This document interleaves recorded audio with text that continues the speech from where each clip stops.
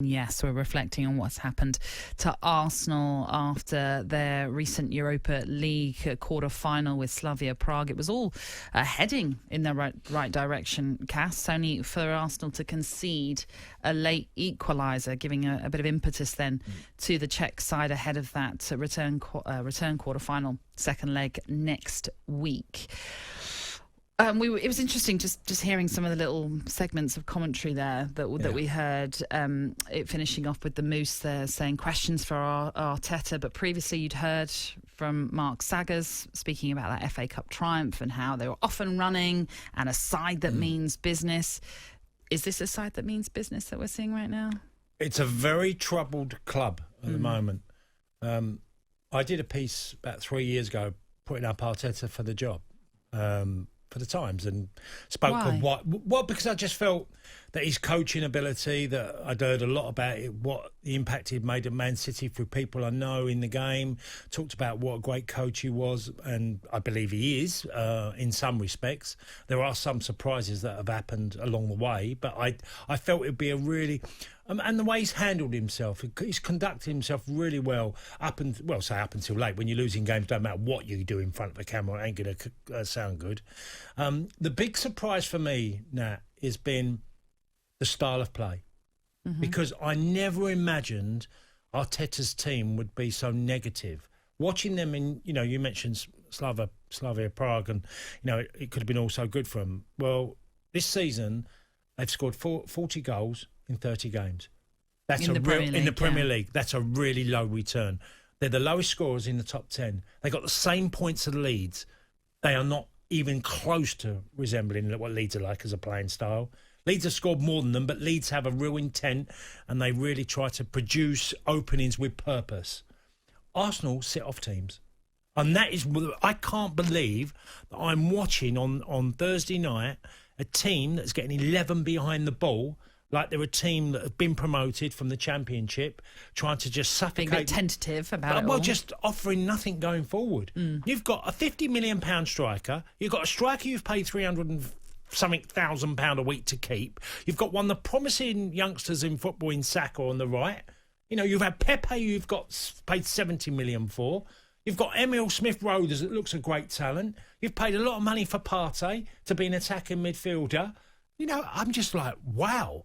You cannot... And that's the surprise for me from Arteta, because he's done something already. He's won a trophy early on, which was a real high. In them two games, there was a purpose about their play against Man City and Chelsea to get to the FA Cup final, the way they played in both games. That's gone. Now they're playing like a team are worried about losing games. And Arteta has to take responsibility for that, because you can have players out of form now, whose standards are dropped and are maybe not good enough for Arsenal. You can have all that. But Leeds, don't compare Leeds' team, who are far more entertaining and far more aggressive with the same points, with a manager who plays with intent and purpose. The two styles are completely opposite. In terms of Arsenal, though, they haven't kept a clean sheet for the past 14 games in all competitions, I think it is. Is that partly why we're seeing, as I mentioned, this tentative approach? Because they're concerned about conceding. Yeah, but you can't... Look, the game's set up now, Nat, to be aggressive in your style. We all know that reward is on attacking teams. Just look around Europe. I've said this many a time. You'll see entertaining teams. You've had your own Brentford being an entertaining team. You know the setup of the football club. And then when you start backtracking and getting behind the ball, the game isn't good for you. When I've seen Tottenham at their worst, Tottenham have done that under Jose. When they've been really poor, they will get everybody behind the ball, offer very little forward, and yet you'd have Son and you'd have Kane. These clubs, Arsenal, Tottenham, and especially I mentioned Arsenal, the players that they have at their disposal. You've got players that you could easily play an aggressive style in. So why doesn't he? Well, I don't quite know. There was a lot of possession that goes on between the centre-halves, full-backs, midfielders. So I'll give it to me centre-half partner. He'll go out wide. He'll come back inside. And I hate that football. To me, it's like, well, it's okay if you're in a cup competition, you've got a 2-goal lead and you just keep the ball, you move it around the park. I get that. But when you need to win football matches and you just keep going in and out and comes back in, you end up the opposition know they're going to get a chance in the game because you're not hurting them. They're happy. They're comfortable watching what you're doing. They're thinking, well, this is okay. They're in front of us. They can play in them areas. We ain't worried. There are teams that will allow you to play in them areas. So don't get sucker punched in doing it, because the last thing, if you play a side that doesn't attack very often and be quite defensive, which is normally a team that's been promoted, and there are some teams that have survived. Sean Dyche has done it brilliantly with Burnley. They're quite happy for you to do them things. What they don't want is for you to turn them regularly and press them and get bodies in areas and, individual technical ability to make the difference.